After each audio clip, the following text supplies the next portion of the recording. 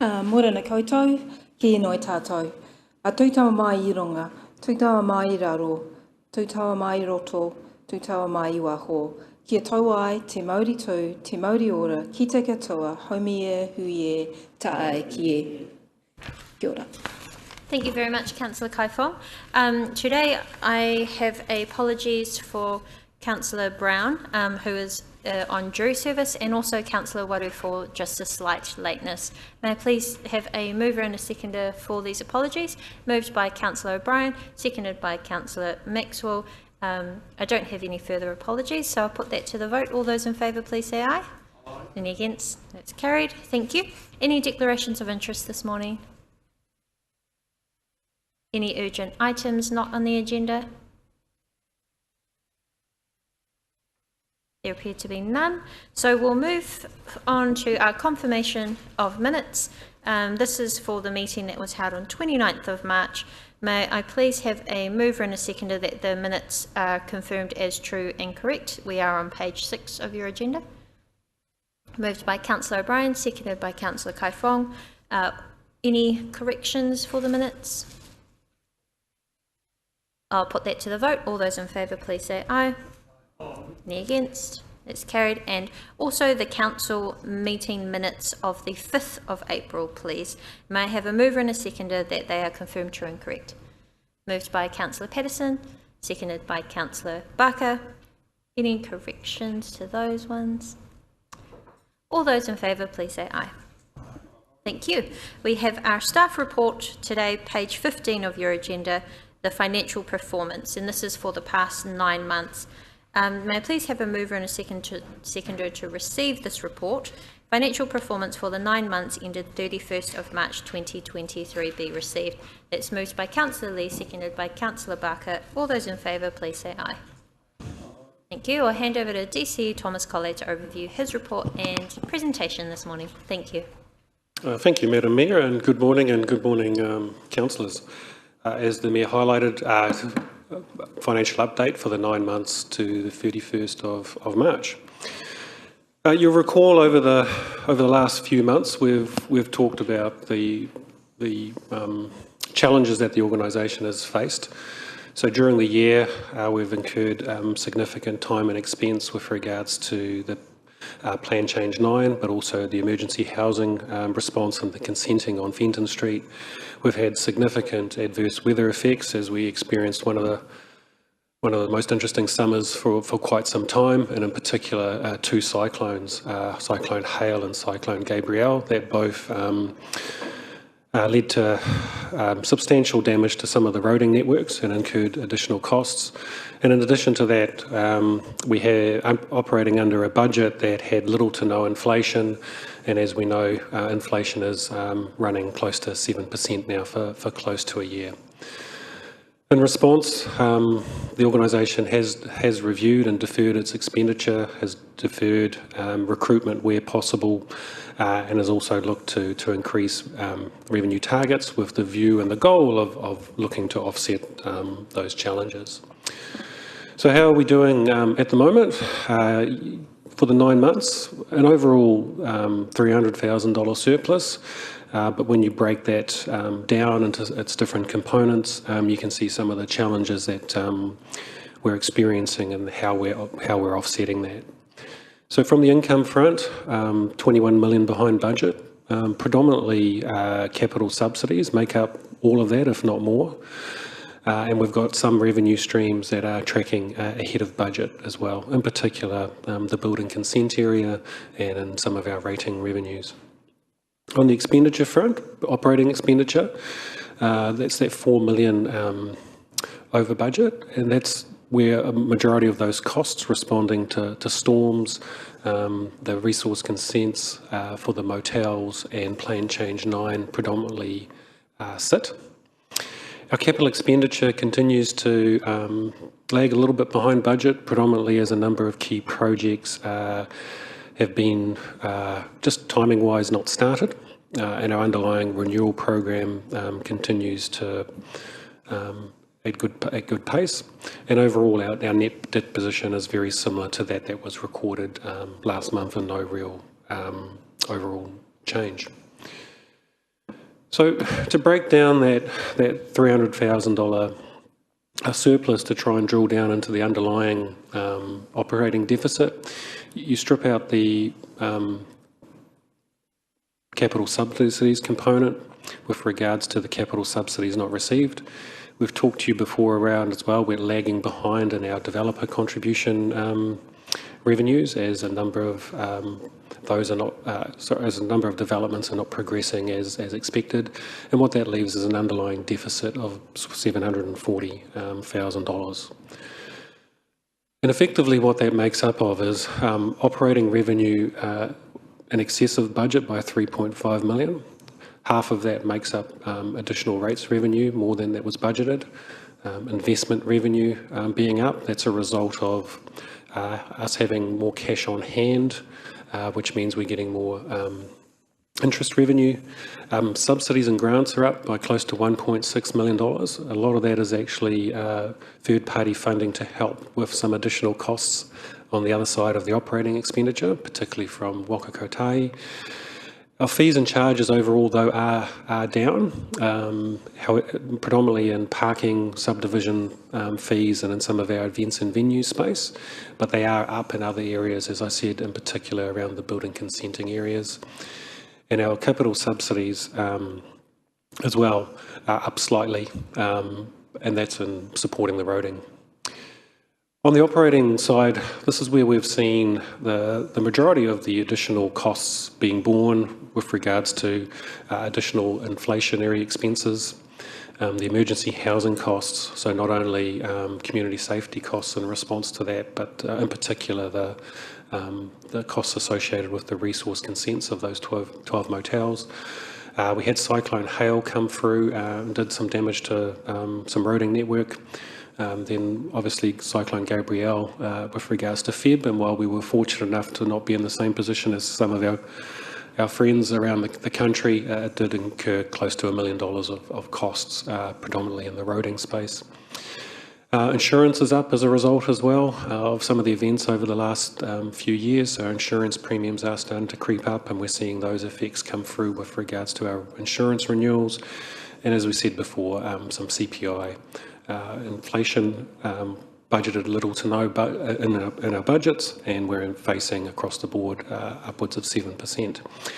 But staff costs continue to track just slightly below budget. So overall, while there's some positives on one side, we're obviously incurring some significant costs and pressures on the other side. Those two are combining to have an underlying deficit of about $740,000. So how does that track compared to how we've talked about in the past? So you'll recall in December 2022, we did forecast a $5.6 million deficit against budget. And at that time that we did signal that we'd started a program of work and cost reviews, and that took place during the Christmas period. We came back with the financial result of January 2023, and we'd reforecast that back down to 2.9 million. And at that time, the council asked us to go away and identify how that could be offset with regards to ending the year on budget. In February, we came back, and obviously in line with the additional work on the annual plan and how the year had progressed and the nature of those costs that were being incurred, and in particular, we'd just seen Cyclone Gabrielle impact us. We spoke to you about some options, and where the council landed on was offsetting any end-of-year deficit against budget against savings in our renewal program. And that could predominantly be achieved as we were spending more on reactive maintenance than proactive maintenance. So we were seeing a slight drop in our renewal program, and also in particular in the stormwater area, we were spending a lot of CIP and IAF funded programs, and so there were savings available to be offset. And in March, what we've seen is the maintenance of that position against budget. So we are seeing the benefit of the cost measures underway. And so what we are working towards is we continue to constrain expenditure, targeting to be within 1% of budget by year end, and for that to be funded from savings and capital expenditure as we discussed at our last meeting. So with that, I'm happy to take any questions. Thank you very much, Thomas. Any questions this morning? Yes, Councillor Kaifong. Just a quick question, probably not for Thomas, perhaps for Una, but just to get some more detail for the public and also for councillors in terms of those underlying figures, in terms of what drives the consents and numbers and things like that. We'll have some reporting to which meeting now for what was previously sort of the more operational sort of numbers? So yes, we are, sorry, on behalf of Una, looking at reintroducing element of that operation style reporting at the next committee and council meetings. Thank you. Any further questions? Councillor Lee. Thank you, Your Worship. Thomas, just a simple question. The rates revenue is up 1.84%. I would have thought that was pretty stably predicted here. What's the, why is that? So Councillor, probably three components of that make that up. So at the time of setting the budget, we forecast what we think the underlying growth of the ratepayer database is, and what happens when it comes time to actually strike the rates.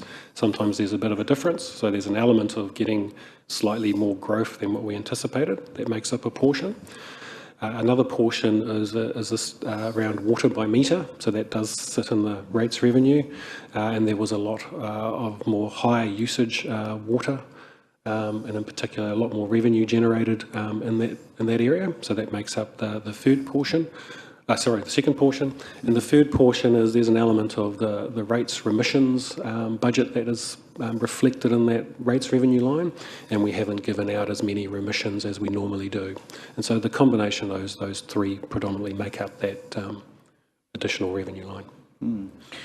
Which ratepayers pay water rates and which ones don't?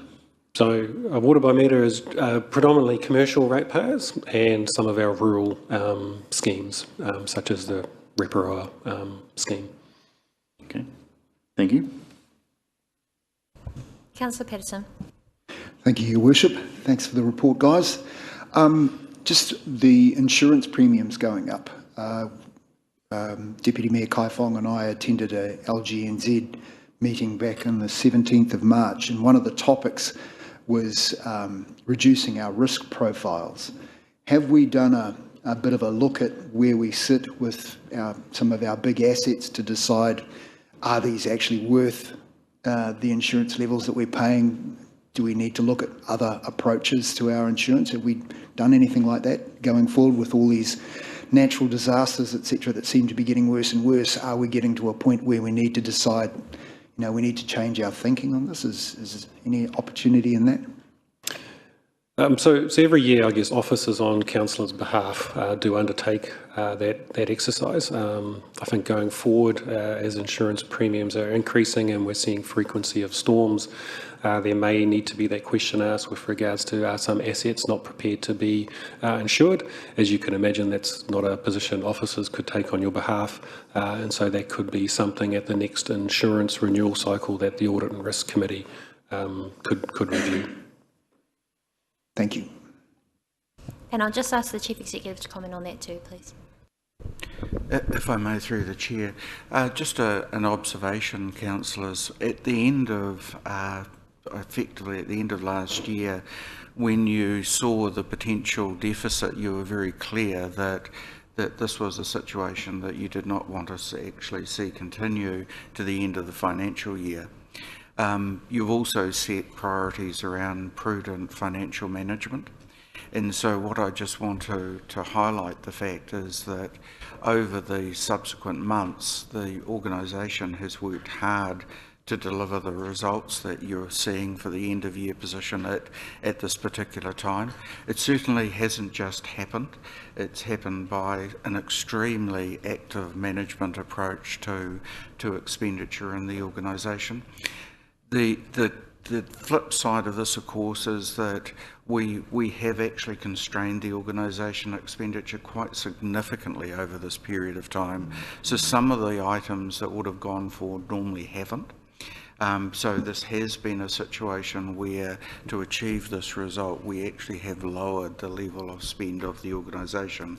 Now, there will, I'm sure, be some areas of our organisation that are feeling that pressure, because certainly when you look at actually intervening to this level, it will have actually flow-on effects. But I think what I just wanted to highlight was that you set an expectation around delivery for the end of year result, and that's exactly what's actually been delivered.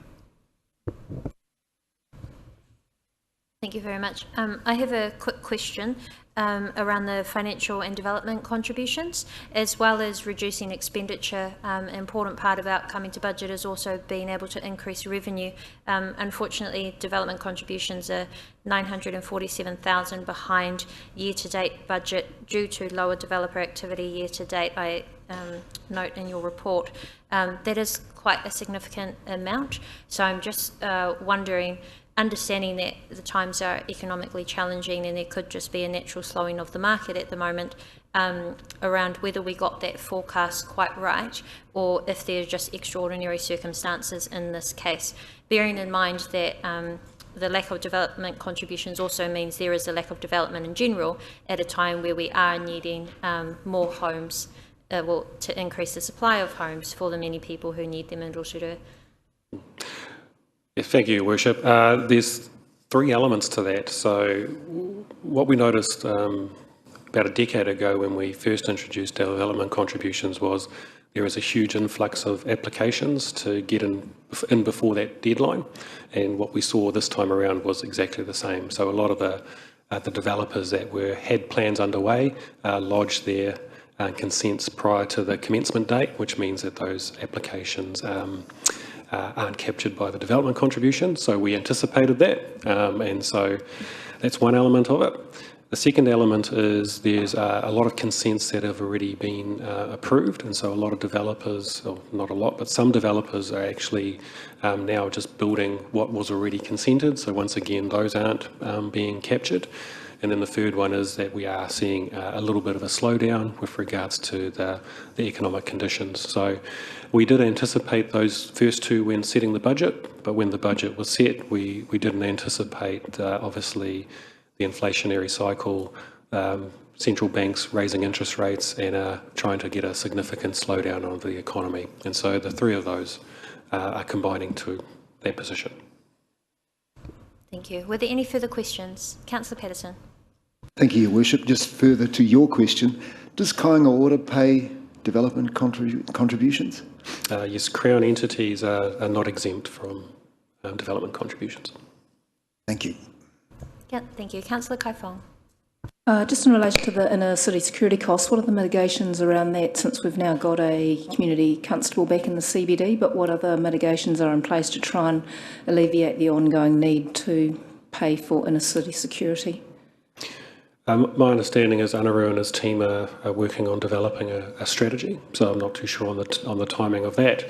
But what we are doing from the procurement side is the procurement team is currently reviewing all those costs and looking at seeing as to whether we can procure them in a more efficient way going forward, obviously dependent on what falls out of the strategy and how it aligns to that. Thank you. There appear to be no further questions. May I have oh, actually, we don't need a mover and seconder. Were there any comments or discussion on this item? There also appear to be none. Thank you very much. So the only other item we have on the agenda is the confirmation of minutes in confidential. Because it is only the minutes, I just wonder if you are all comfortable if we just adopt the minutes so that we will not need to go into a public excluded to be able to do that, unless there's any discussion that needs to occur on the minutes specifically. There appear to be none, so we will just confirm that the confidential minutes of the council meeting held 29th of March 2023 be confirmed as a true and correct record. May I please have a mover and a seconder? Moved by Councillor Wang, seconded by Councillor Kai Fong. Any corrections to those minutes? There appear to be none, so I'll put that to the vote. All those in favour, please say aye. Any against? That's carried. Thank you. That concludes our agenda items for this morning. Thank you very much. I know it's a brief meeting, a very efficient meeting. And I'd now like to invite Deputy Mayor Councillor Kai Fong to close our meeting with a karakia. Kia ora, Your Worship. That was a really quick meeting, just before 10 o'clock. Gosh, that must be a record for us. Kia enoi tātou. Kia whakairea ti tapu, kia wātia ai te ara, kia turuki whakata ai, kia turuki whakata ai, haumi e, hui e, tae ke. Thank you very much. I declare the meeting closed, and thank you to our